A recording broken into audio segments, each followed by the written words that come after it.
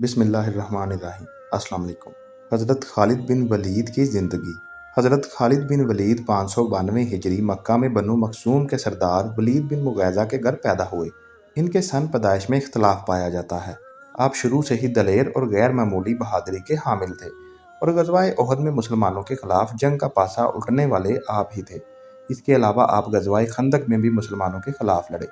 آپ بت پرستی کی طرف اتنے مائل نہ تھے۔ آپ ایک آزاد ذہنیت کے حامل تھے۔ جب مسلمان 5 ہجری میں خندق کی جنگ جیت گئے، اس وقت سے آپ نبی کریم صلی اللہ علیہ وآلہ وسلم کی جنگی صلاحیت سے متعارف ہو گئے۔ خالد بن ولید خود ایک بہادر تھے، اس لیے وہ جوہر شناس تھے۔ 7 ہجری کو سیدنا علی المرتضیٰ کے فتح کے بعد آپ اسلام کے اور نزدیک ہو گئے۔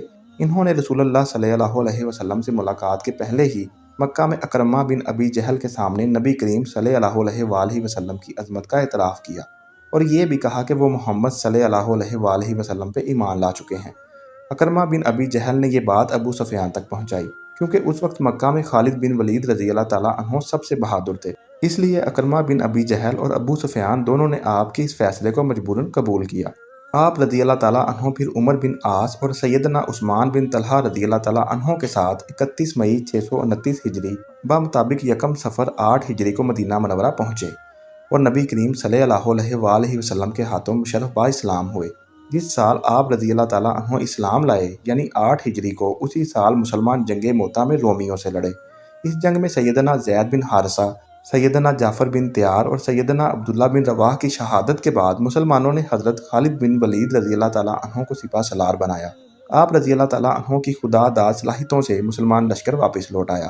اس جنگ میں نبی کریم صلی اللہ علیہ وآلہ وسلم نے آپ کو سیف اللہ کا لقب دیا۔ خلافت صدیقی میں بھی آپ رضی اللہ تعالیٰ عنہ سپہ سالار اعلیٰ تھے اور مسلمہ کذاب کے خلاف کٹھن جنگوں میں فتح یاب ہوئے۔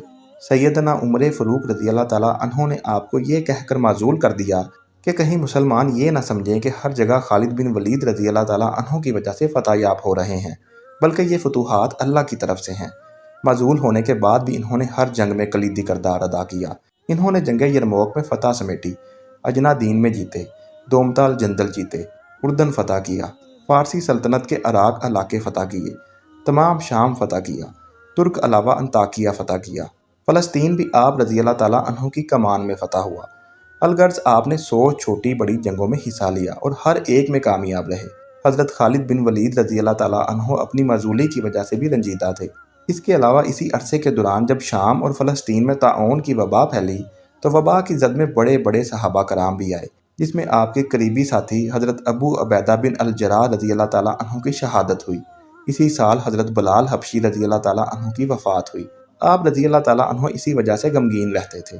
مسلسل جنگوں میں شرکت کی وجہ سے ان کی جسمانی قوت سرعت سے زائل ہونے لگی اور آپ شہادت کی آرزو میں جینے لگے۔ آپ کی وفات سے قبل ایک دوست آپ سے ملنے آئے تو آپ رضی اللہ تعالیٰ عنہ نے اپنا سینہ، ٹانگیں، کمر اور بازو دکھائے جن پہ تلواروں، تیروں اور نیزوں کے زخموں کے نشانات تھے اور کہا کہ مجھے اس کے باوجود بھی شہادت نصیب نہ ہوئی۔ آپ کے دوست نے کہا کہ خالد بن ولید رضی اللہ تعالیٰ عنہ، رسول اللہ صلی اللہ علیہ وآلہ وسلم نے آپ کو سیف اللہ یعنی اللہ کی تلوار کہا ہے۔ اگر آپ شہید ہو جاتے تو کفار کہتے ہم نے اللہ کی تلوار توڑ دی۔ آپ رضی اللہ تعالیٰ عنہ کی وفات 18 رمضان المبارک 21 ہجری بمطابق 20 اگست 642 ہجری کو شام کے شہر حمص میں ہوئی۔ آپ رضی اللہ تعالیٰ عنہ کی وفات کے بعد آپ رضی اللہ تعالیٰ عنہ کی ملکیت میں چند تلواریں، ایک گھوڑا اور ایک غلام تھا۔ جب آپ کی وفات کی خبر مدینہ پہنچی تو عورتیں بیان کرنے لگ گئیں۔